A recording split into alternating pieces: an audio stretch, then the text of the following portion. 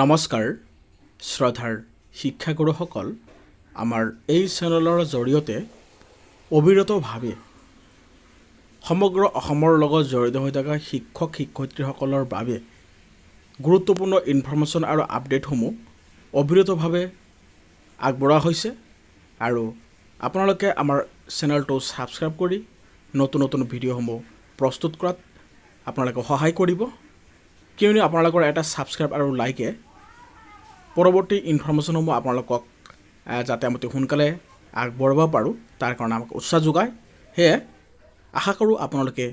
আমাৰ এই চেনেলটো ছাবস্ক্ৰাইব কৰিব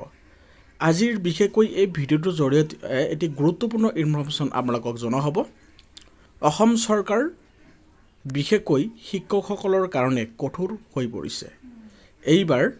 শিক্ষক শিক্ষয়িত্ৰীসকলৰ কাৰণে এক গুৰুত্বপূৰ্ণ আপডেট আগবঢ়া হৈছে এটি নিৰ্দেশনা আগবঢ়া হৈছে বিশেষকৈ বাকি জিলাসমূহৰ বাবে এনেকুৱা কঠোৰ আদেশ বা অৰ্ডাৰ আহি পৰিব আৰু অলৰেডি নগাঁও জিলাৰ বাবে বিশেষকৈ সেই অৰ্ডাৰখন প্ৰকাশ হৈছে খণ্ড প্ৰাথমিক শিক্ষা বিষয়ক কাৰ্যালয়ৰ পৰা বিশেষকৈ নগাঁও জিলাত সকলো বিদ্যালয়ৰ শিক্ষক শিক্ষয়িত্ৰীসকলৰ বাবে এইটো খুবেই গুৰুত্বপূৰ্ণ ভিডিঅ' আপোনালোকে ভিডিঅ'টো শ্বেয়াৰ কৰি আপোনালোকৰ লগৰ যিবিলাক বাইদেউ আছে বা শিক্ষক শিক্ষয়িত্ৰী আছে তেওঁলোকক আপোনালোকে ভিডিঅ'টো শ্বেয়াৰৰ জৰিয়তে জনাই দিয়ক এই অৰ্ডাৰটো এতিয়া আপোনালোকে স্ক্ৰীনত দেখা পাইছে ইয়াৰ দ্বাৰাই কপিলী শিক্ষাখণ্ডৰ সকলো বিদ্যালয়ক নিম্নলিখিত নিৰ্দেশসমূহ অতি জৰুৰীভাৱে পালন কৰিবলৈ জনোৱা হ'ল তাৰে 1 নম্বৰত আছে সকলো বিদ্যালয় পুৱা 8 বজাৰ পৰা 8 বজা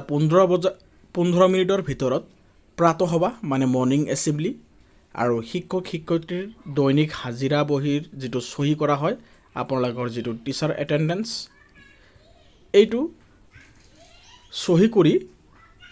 মণ্ডল সমল কেন্দ্ৰৰ সমন্বয়কক প্ৰেৰণ কৰিব লাগিব মানে আপোনালোকে CRCCক অৱগত কৰিব লাগিব আৰু 2 নম্বৰত সকলো বিদ্যালয়ে নিজৰ যিটো বিদ্যালয় আছে সেই বিদ্যালয়ৰ আপোনালোকে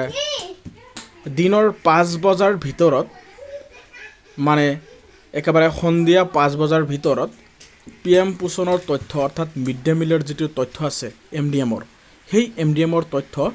ARMS লৈ পঠাব লাগিব শিক্ষক গোটত পঠিওৱা মধ্যাহ্ন ভোজনৰ ফটোৰ লগতে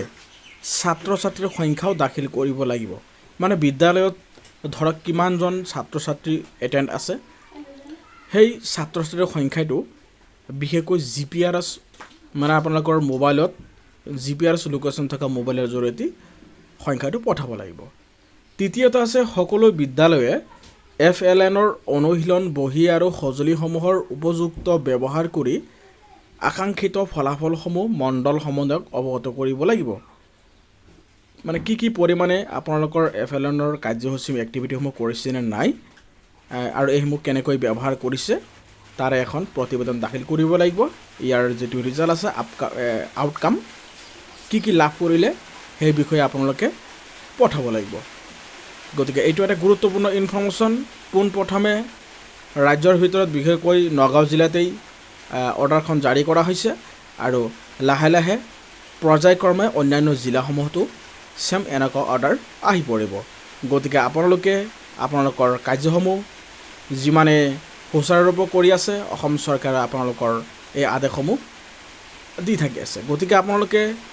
এনেকুৱা গুৰুত্বপূৰ্ণ ইনফৰমেশ্যনসমূহ আমাৰ এই চেনেলৰ জৰিয়তে পাই থাকিব আজিলৈ ভিডিঅ'টো এৰিছোঁ ধন্যবাদ জয় আই অসম